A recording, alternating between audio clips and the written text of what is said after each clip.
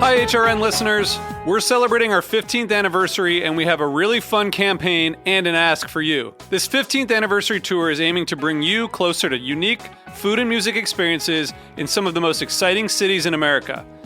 All the while, we're raising funds to support our work empowering the next generation of food system storytellers through our fellowship programs. Here's how it works. Donate to HRN and be entered into a raffle in the city of your choice to win a dinner for two at a noteworthy restaurant and tickets for two to a concert at a prominent local venue.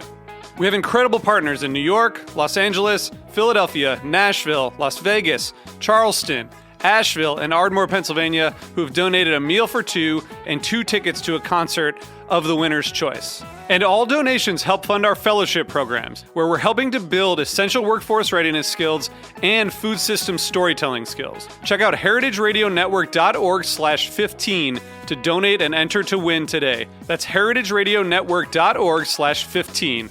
Thank you. My name is Brandon Boyd, co-owner of Roberta's, a super duper awesome place. Roberta's is a very, very, very, very proud sponsor of the Heritage Radio Network. We're also super awesome. Thank you, Heritage. You're listening to heritageradionetwork.org, a nonprofit member-supported radio station. We're millions strong, with folks tuning in from over 200 countries. We are education. We are entertainment. We are the future of food. May is our membership drive. Become a member and support us while receiving e-newsletters, advanced invites, special discounts, and a membership card. We need your support. Visit our website and click the donate button to become a member today. Thank you for believing in us, and enjoy the show.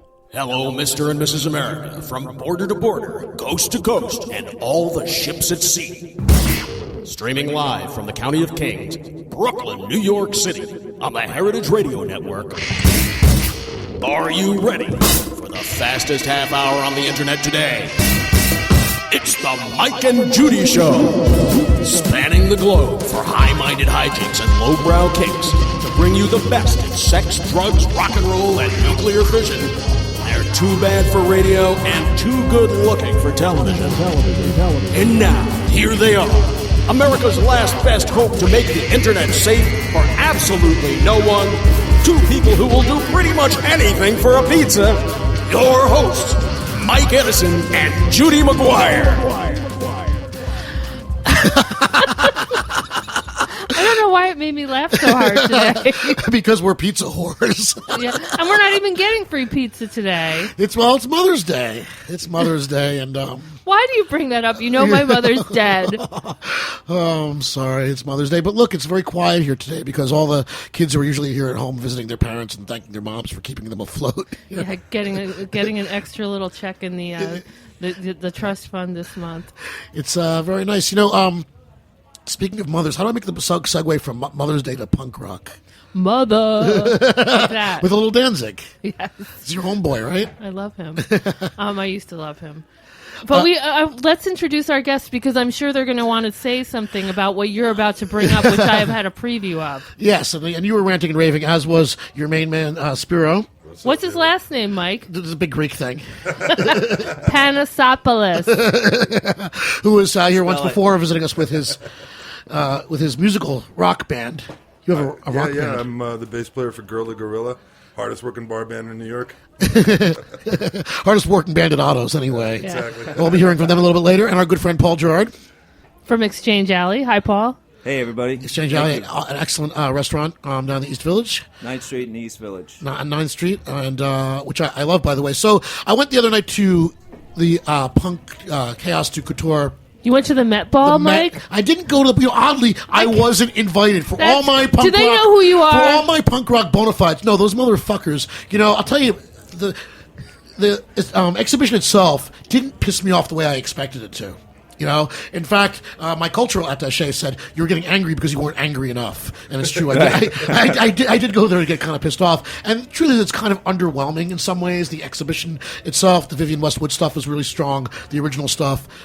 the stuff that's quote unquote inspired by it, I think it's kind of lame. What was Jay-Z wearing? Yeah, well, I wasn't at the ball. He wasn't actually there with the hoi polloi the night I was there, just walking through, the exhibition. But the ball itself, I know you were as pissed off as I was. So are you, Spiro? Because I don't need to be reminded that there's an aristocracy in this country for one. Okay, and when I see the self-anointed royalty trying to, they've already co-opted everything they can, but trying to pretend to get into the culture of the plebs, that would be us and our punk rock. It really pisses me off, right? It just feels like the whole thing was curated by the marketing director of Hot Topic. I'm like, I don't freaking understand it.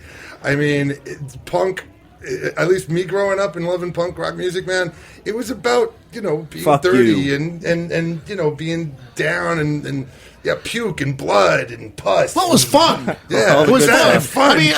What you say is, for better or worse, part of the stereotype of like people puking in airports and gouging themselves with safety pins. But to me, there was like a great DIY spirit. It was a lot of. It was fun. It was. You didn't have to be good. You didn't have to be part of something. You didn't have to be privileged. You just had to be into it. Yeah, you didn't have to be the pretty people. You didn't have to be the popular people. You didn't have to be anything other than angry, pretty much. And there were a couple good examples there. There was Vivienne Westwood looking cool wearing Bradley Manning pinned to her. And Vivienne Westwood should be she should be the queen of that ball. She should have been. And Sandra Rhodes, wacky old broad, wacky old designer, looked like a lunatic. I applaud that. Even Madonna, who looked like a mental case. She kept with the spirit, and she was around But then. she was there. She was much closer to the Yeah. spirit, but Vivienne Westwood was largely shunned, from what I understood, at the party. The paparazzo didn't really want to take pictures of her. Because They probably didn't know who she was. Well, yeah, she was wearing the crazy Bradley Manning button because she was making a political statement, God forbid, at a punk rock ball. But that's the same thing as how it is in food now. They're saying that food is the new rock and roll. I saw that. But it's pop. It's all pop. We're represented by like housewives and buffoons and... it's just it has nothing to do with rock and roll. There's nothing to do with drug, sex, and rock and roll. It's top 40. It's all top 40. Well, the concept of rock star has shifted so dramatically over the years. Let's not forget rock and roll itself was a political statement. Before punk rock, just to say that you liked the Rolling Stones in 1966 and didn't like the Beatles, that was a political statement. Just, to wear a Black Sabbath t-shirt at some point was definitely positioning yourself, against a lot of the pop world. And, you're making a statement with that shit. Right? But, okay, going back to food, since we have a restaurant guy here. Like, you're like a rock dude, but then we have like Anthony Bourdain, who I'm sorry is kind of like he wears it, but I don't believe it from him. Really, Judy, bring it. I don't really like him. I used to love him, but I think there comes a time when you get assimilated, and it would be very easy for me to sit here and kind of go off on him. Please do. We're looking for controversy here. I think there's a time, where you go from, you become a celebrity, and last time I saw him in Miami, he was wearing the white pants and a pastel blue shirt, but he was still drinking a Pabst. I don't drink holding on to that blade of grass so you don't fall off the rock and roll earth. Well, I like Bourdain very much, and I think his first book, Kitchen Confidential, was a very important book. Obviously, it was the first one like it. Don't forget, he's talking about like doing dope, and he loves the Dead Boys. Talking about punk rock. There's a lot of it in that book. It's very much the spirit of things, and his telling all and sort of like pulling down the veil, ripping off the sheet of his business, pissed off a lot of people. Which pissed off a lot of people, and hey, if you're not pissing somebody off, then you're just not trying hard enough. Right. Well, there's a certain element of like that was ours. Cooking was the only thing that would have me. It was full of miscreants and malevolent people, and we were all just angry and alcoholics and fucked up. And there was a lot of that, but there was also a lot of dedication. There were a lot of people who were working their asses off to perfect the food that they were doing. And he threw a lot of us under the bus. He pulled back the curtain, and that pissed off a lot of fucking people, and it still does, But what about the shellfish thing? Like, that was the thing I took away from the book. Like, don't order Sundays and Mondays. Yeah. Just tell us. there was a lot of that there, and right. it doesn't happen like that anymore because now you can get everything every day. Okay, good. I can have oysters. No, that's true. The world has changed, and a lot of those rules don't work as much as they used to. The kitchens of New York, compared to the 80s and 90s, it's a totally different food world. got very good. When I was saying before about the shifting, what it means to be a rock star, it's no longer just rock and roll.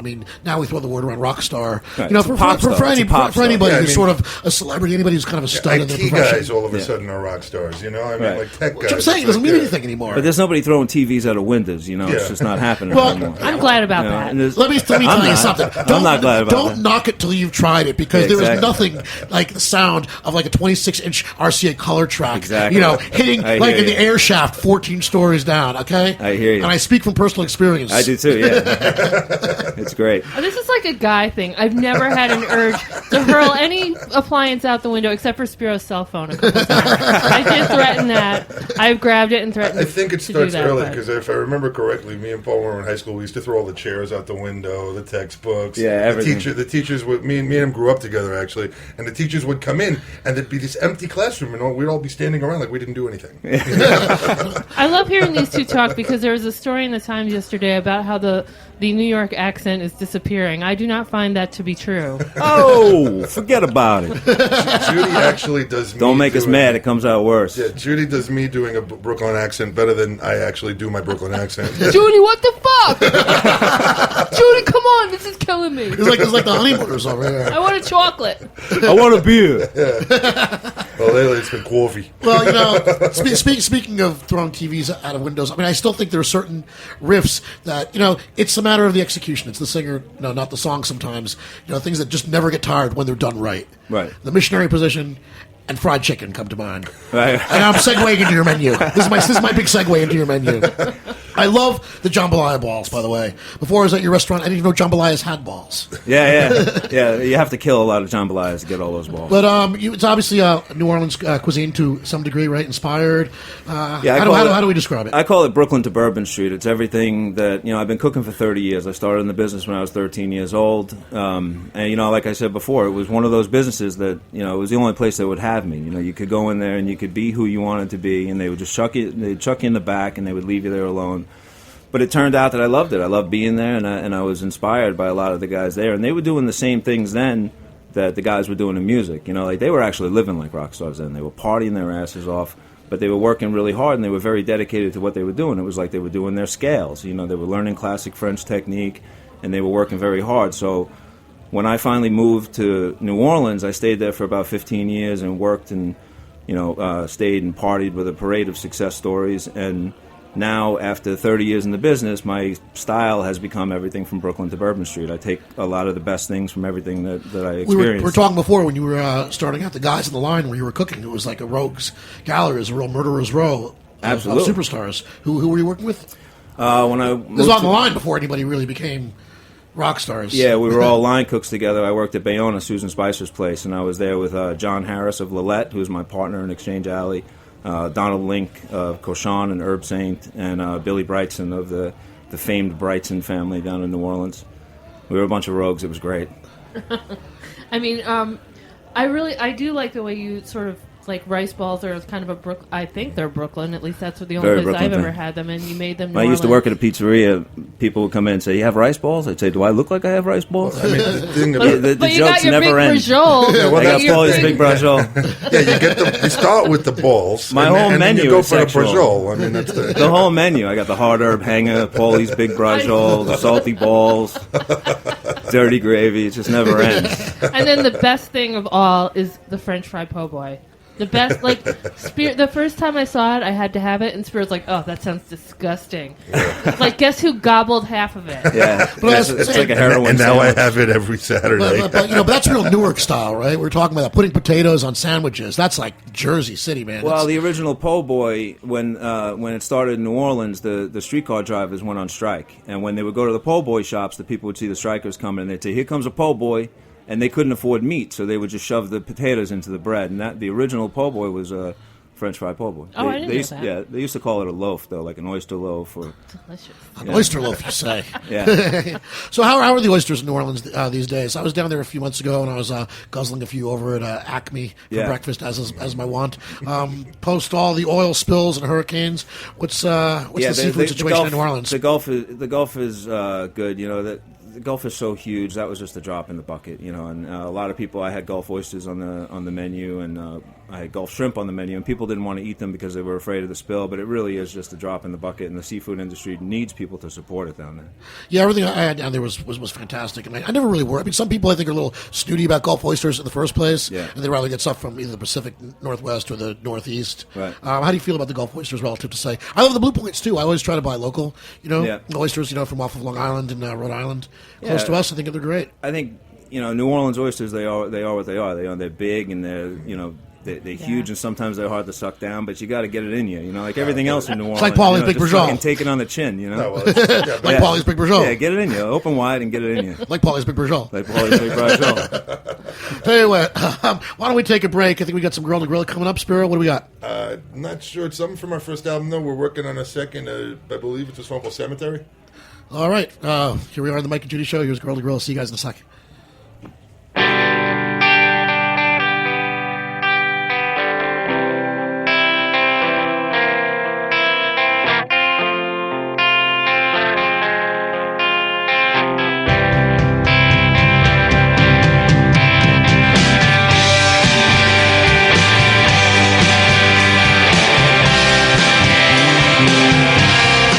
Like what you hear so far?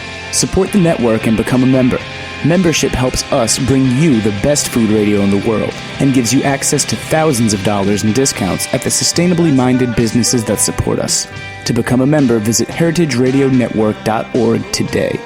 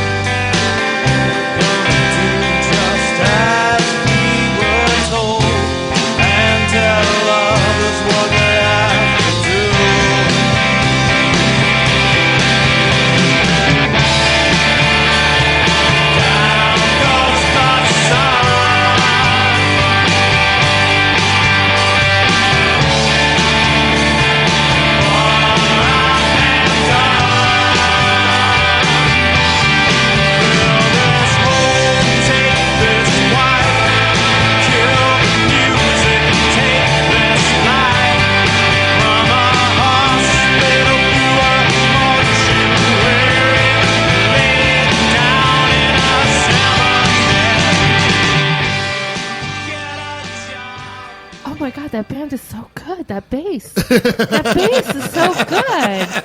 I'm moistening. You ready for Paulie's Big Brajol?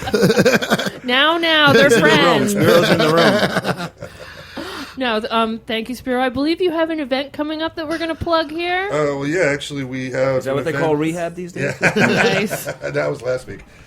No, so we have an event at Grand Victory. Me and Rob Johnson, one of the founders of Scenic NYC, are having a little I Am the New Williamsburg party, which is dedicated to certain individuals in this neighborhood who think that Williamsburg has changed completely, and we want to defy this. We don't think it's changed completely. We still think it's got its weirdness, it's got its artiness, it's got its strangeness, it's got its independent spirit, and we are going to do our best to make fun of and vilify these people. But wait, are you inviting the dirty ones and the outlaws and all the Puerto Rican motorcycle gangs from the 70s? Kings, isn't this whole hipster, so-called hipster phenom, I guess I got to put that in quotes, that word's been so overused it means hardly anything anymore, but isn't that originally the idea is about like being arty and independent and, you know, kicking off the shackles of corporate oppression and sort of this year's model of punk rock and art students? I know it's probably better funded than we were. Probably. The whole But thing. isn't in an ideal world that's what this is about? And so what is this? It's still weird. I mean, didn't the nascent hipsters make it weird and sort of bring some action to this neighborhood? This is an anti-hipster party. No, this isn't an anti-hipster party per se. It's going to be on Memorial Day, May 27th, just so you know. But it's once upon a time all we had to argue about. All we had to complain about was hipsters. Like, oh, those dang hipsters, all those artists, all those musicians, whatever. Now it's, baby stores and nannies. Now we wish there were people talking about their stupid art gallery. It's like, I want to go to the artisanal napkin store, It's like, it's gotten ridiculous. It's condos. It's sports bars. And sports bars. Yeah, that's mine. Sports bars are because I mean, you guys live in Williamsburg, and you walk around here. I live in East Village, and I live in the tiny little hamlet of Kips Bay, which was, if you look at the map in the back of a New York taxi, is still just a gray area between Murray Hill and Gramercy. There's no actual name for my neighborhood; it's just a gray area to show you how much respect my street gets. I was hoping when I moved there, the Gramercy would move north, maybe, or hopefully Chelsea would move east. I was hoping my neighborhood would turn gay because that's the sound of my property value going through the roof, you made it. and beautiful brunch places opening up, and it would have been wonderful. But instead, Murray Hill came south. Okay, okay. You're surrounded by PR girls, Brand builders, frat boys, you know. brand builders, You know, walking around with their open the laptops. post-frat assholes, and now it's like just, you know, it's like Third Avenue up on my house. It's like Asshole Alley. It's just one big fucking sports bar after enough. You know, there are probably more giant screen TVs per capita, you know, per, you know, square foot. Like Hoboken. Yeah, it's fucking awful, you know. So I come here, I'm like, ooh, look, you know, like people who are artists and trying to maybe they're buying into the whole thing, maybe they're buying their punk rock fashions and Hot Topic, but it's a lot better than like these douchebags wearing Notre Dame t-shirts and flip flops when it's 30 degrees outside. Agreed. And but see, that's what we're getting. That's what the neighborhood is changing into that. I mean, you know, I think the problem with the whole thing of New York today, and this is one of the things that really irks me, is that people used to come to New York to do whatever their town that they grew up in wouldn't let them do. Yes. And now they want to bring that here. You know, like, I get it. Your grandmother makes fantastic macaroni and cheese. Let your fucking grandmother make it. You know, like, have a slice of pizza and shut the fuck up and fly your fucking freak flag. You know, like this fucking Little Wisco thing that we were talking about. You know, they want to change. Do you know what that is, Mike? Little Wisco? No.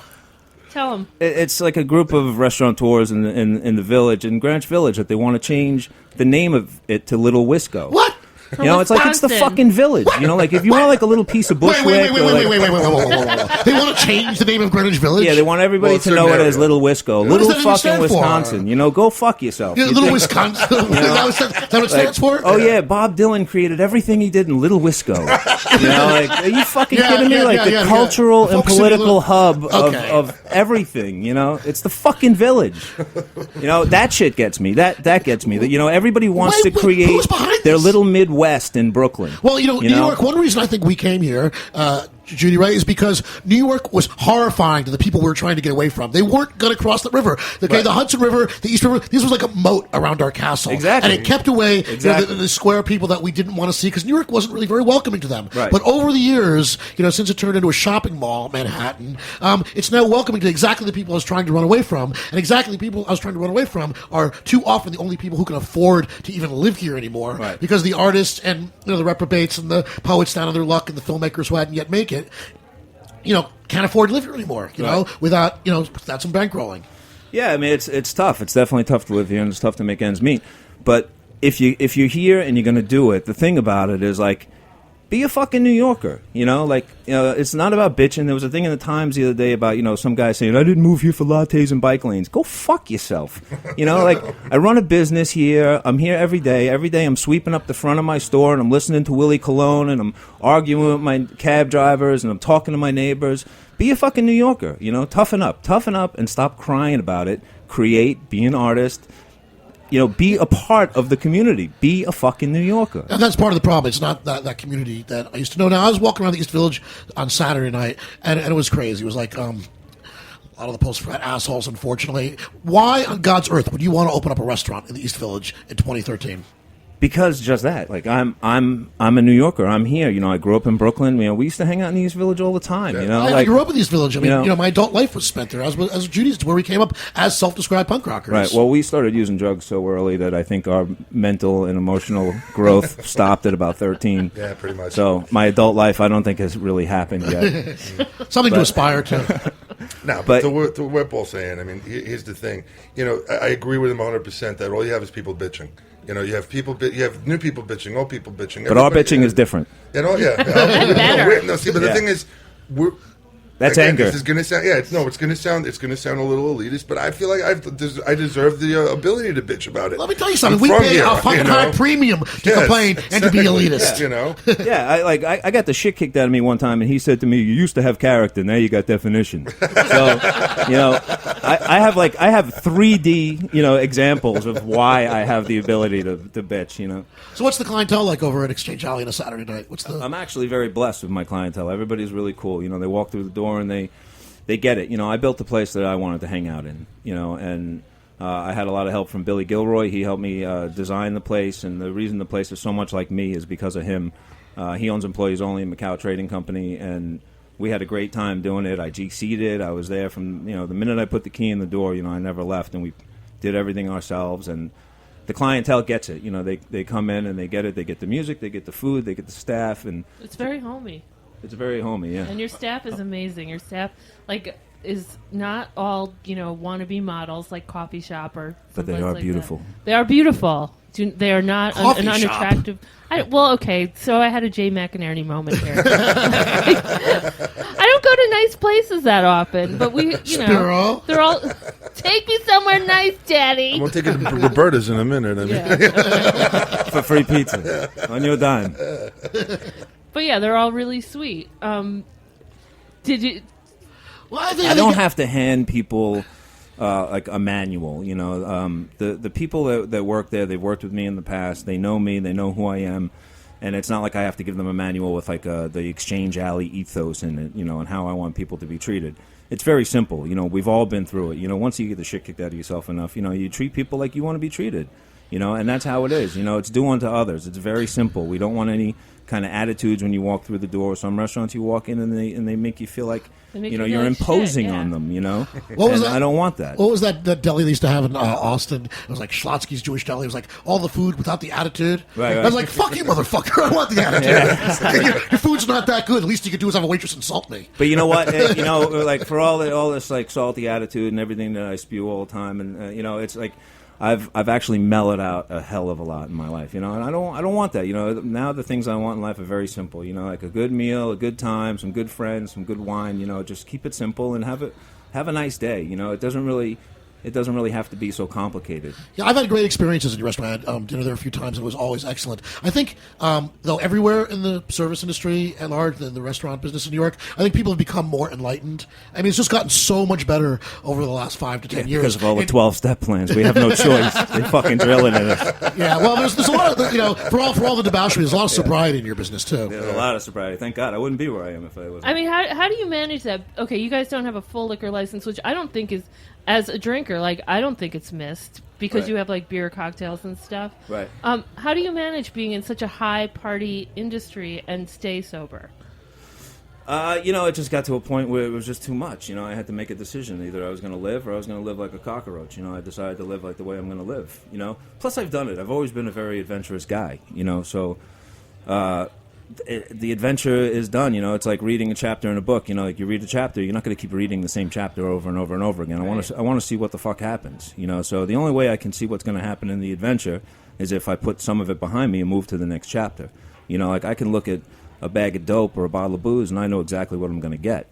But I wake up every day now and I don't know what's going to happen. I keep moving forward and keep doing different projects and creating and getting in contact with other people, and my life just keeps growing and growing and growing. The adventure's bigger than it ever was.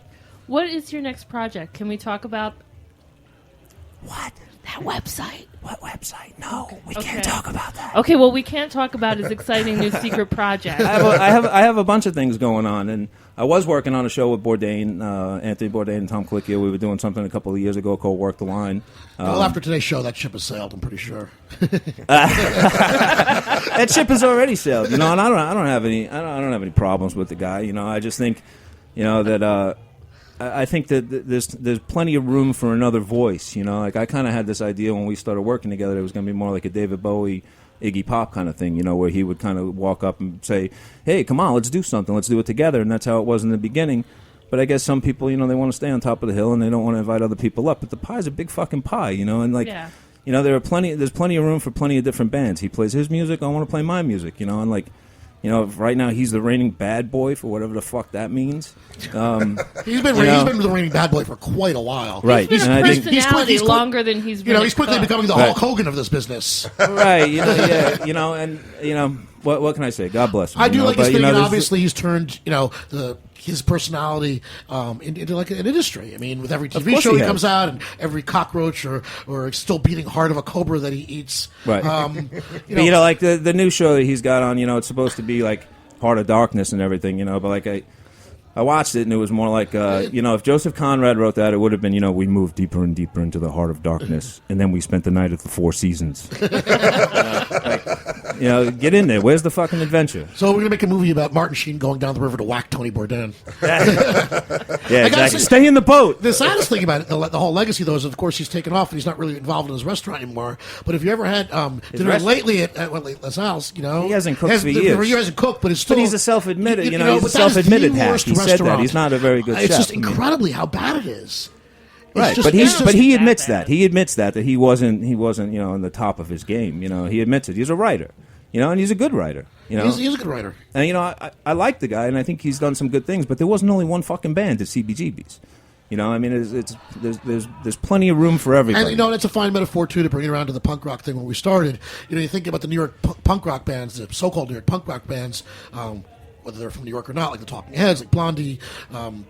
The Ramones, they were all of such different styles. They had television. They had nothing to do with each other artistically. What do the Ramones absolutely have to do with a pop band like Blondie or an art band like Television or a quirky new wave band from a bunch of art students like the Talking Heads? Nothing to do with each other. Right. And yet somehow it all became under the rubric as punk rock. We all kind of dug it. That's one of the things that we were actually missing in cooking because, like this, like getting back to the whole rock and roll and how it's all together and everything. Like I feel like chefs really aren't together. You look at something like the James Beard Awards. It would be like. Joey Ramone being like, oh God, I hope I get a Grammy. That was the whole idea why they picked up their instruments because they couldn't stand that fucking studio, the arena rock and all that shit anymore. The way I look at a lot of the food out there right now, not so much the food, but the attitude toward food, it's fucking Styx. It's like the band Styx. It's like enough with this fucking shit. Just shut up and fucking cook. Eat. It's not that complicated. It's just food.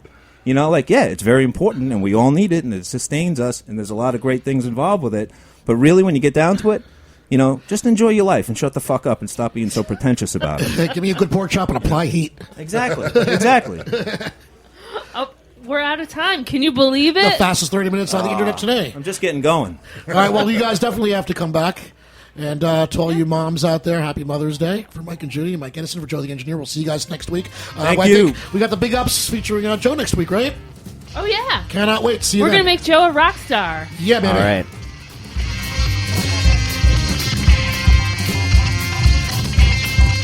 Thanks for listening to this program on heritageradionetwork.org.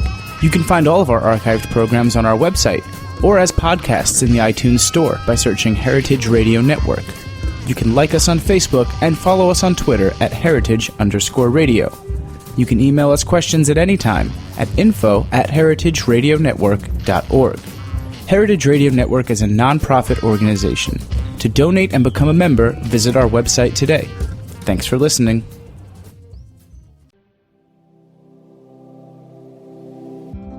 Hey there, I'm Lee Ullman here with some big news from the National Young Farmers Coalition. We're partnering with Heritage Radio Network on a special season of The Farm Report. It's all about what's happening with the Farm Bill and how it impacts farmers and eaters. I am growing diversified vegetables on land that's been in our family for 150 years. And so with the pandemic, gentrification, property values going up, we had to sell the land and we lost it. Join us as we uncover the untold stories behind this massive piece of legislation that shapes how we grow our food, what we eat, and so much more. The problems we have had, those are things that come from earlier Farm Bill and USDA policy, right? Like Earl Butts, get big or get out. It's my responsibility to know not only what I'm eating, but then how that all came to be. And realize wow, this piece of legislation, all this money, it's technically something that I support as a taxpayer. While Congress debates the next Farm Bill, this is not just an invitation to listen. It's a call to action. Be part of the conversation. Subscribe to the Farm Report on Heritage Radio Network, wherever you listen to podcasts.